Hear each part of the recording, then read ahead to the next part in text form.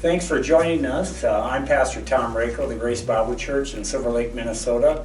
And our guest today is Kent Rydberg. He's a trustee at the church and has a wonderful background of how God has worked. And one of the things we would like to share is, I'd like you to share, Kent, is you went through a divorce, which is very difficult. I'm sure we have somebody watching right now that has been through that. Maybe it's very fresh, maybe they're in the process, they're broken, maybe it was the spouse was unfaithful, who knows what.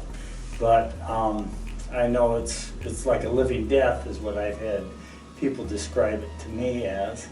And you had a couple kids, you went through divorce, and were you interested in finding a wife or not?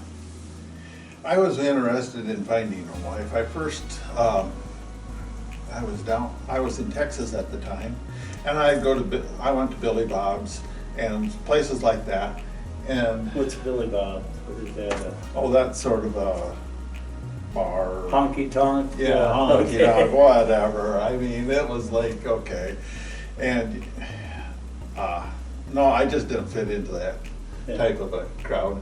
And so then I think the Lord was speaking to me there, and he says, you know, this just isn't what I have for you. I just didn't fit in, and it's like this is the wrong place to be finding a wife. Mm-hmm. And so it was a few years later even, and I'd moved to Wisconsin, and then I'd moved back to Iowa where I grew up. And I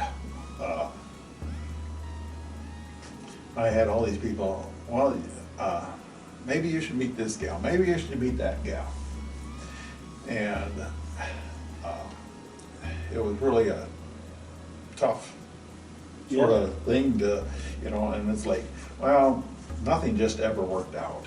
Mm-hmm. And so I was out hunting deer. I was sitting up in a tree, and what a time it is to sit in the tree and just be alone with God, really. Mm-hmm. I mean, what else is there to think about? I mean, your life and God.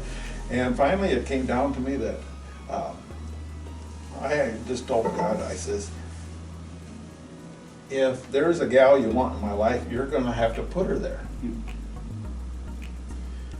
And this was even a couple weeks after my brother had told me, there's a gal I know that you should probably come and meet in Minnesota, which was about a 4-hour drive away.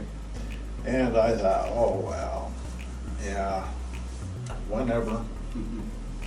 whenever I can make it there. And hunting season had to get over first. And so it was after hunting season in Iowa, deer hunting season, so it was a week before Christmas.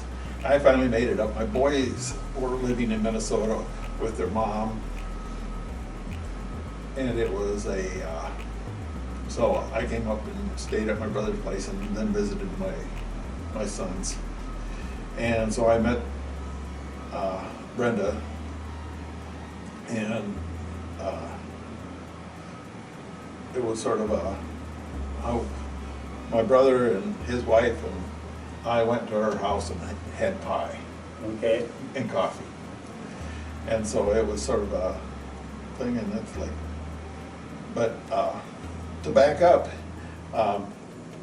one day I was sort of daydreaming in church. I mean, I hate to admit that to a pastor, but you know how it is.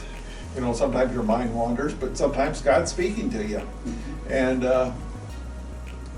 it was like, what do I really expect if I meet a gal? What do I really expect her to look like?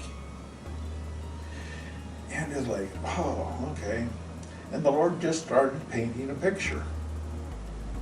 How long a hair and color of hair and even nose and eyes, and it's like, oh, okay. And it was sort of shocking when I met Brenda. She looked like this picture that I had Wow. imagined, or that I changed my mind, you Yeah. know, because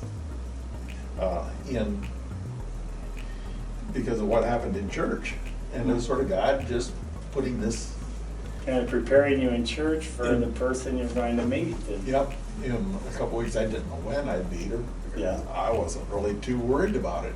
Mhm. You know, after being single for 4 years, I was pretty happy and all that. It was like, okay, whatever, I can be single for a while. But, you know, it was like, okay, God wanted her in my life. And so we started to date, and then about a year later, 3 months later, we were married. Okay. And In fact, there was a time in there though where she broke it off. yeah, there was a time in August that she says, I don't think we should see each other anymore. And I go, oh, well, you know, whatever, God, it's in your hands. And yeah, I called her up one time, it was in September, I think before Labor Day or something like that.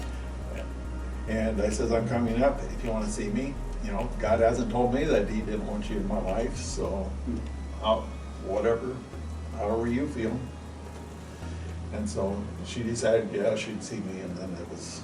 And you've been married for how long? And we've been married now for 27 years. Yeah. Wonderful, wonderful. And what would you have to say to somebody, Kent? Maybe right now they wonder if God even has somebody for them. Maybe they're beaten down. They feel as though they're worthless. You know, maybe they've been abandoned by a spouse or just went through such verbal abuse or something like that. What would you have to say to them that, you know, that they're kind of locked in the shell? Or I know for you, you said that going to church was even difficult after the divorce. Well, I was divorced in Texas. Okay, yeah. And so and I grew up in Iowa. And so I moved from Texas then to Wisconsin, and the job in Wisconsin didn't work out good. So then I could move back to where I originally grew up and had a job. Mhm. I had part-time jobs for a whole year, and that was pretty amazing to me because You could keep, I made more, I was financially better off doing part-time jobs for a whole year. God took care of me for a whole year than what I was at a full-time job in Wisconsin. And it was just, I mean, everything worked out. It was like I was working full-time, but it was a part-time. I only had part-time jobs, so that was really amazing to me. But the hardest part was going back to the church that I grew up in, for me, because the church didn't believe in divorce. and you didn't believe in it And I either. didn't believe in divorce. Wasn't what you wanted. No, it wasn't what I wanted, but I can see where God took me through it, and and since I did things His way and asked Him for guidance on a different way, how He has really really restored Yeah. a lot of stuff. But that church thing was really hard, and it's like, okay, I can't. Okay, I just sort of, I'm the chief of sinners. Yeah, were people pretty receptive? And, People were really pretty receptive, yeah, yeah. They didn't treat me as bad as what I treated myself, Huh, yeah. I think. I think that's probably true with a lot of people, seeing themselves in a certain way people aren't even thinking about, you know. And, you know, it's, in divorce, God hates divorce, He doesn't want it to be, but it is not the unpardonable sin. And sometimes it's treated like that or Yeah. viewed like that. And I really don't know many people that have wanted to get a divorce. They don't get married to get a divorce. No. So, you know, the people I've known, it's so excruciating when that marriage ends. But God still cares about us. He is close to the brokenhearted, the psalmist said, and God cares about us. Yeah. So, It's, yeah. Well, thank you for sharing, Kent. Our guest has been Kent Rydberg, and this is Grace Bible Church of Silver Lake. Kent's one of the trustees, and we're glad that you joined us. And if you're going through a difficult time, feel free to contact us. We'd love to hear from you, see you. We're broken people in a broken church, and the Lord is our hope and our answer. So thank you for joining us.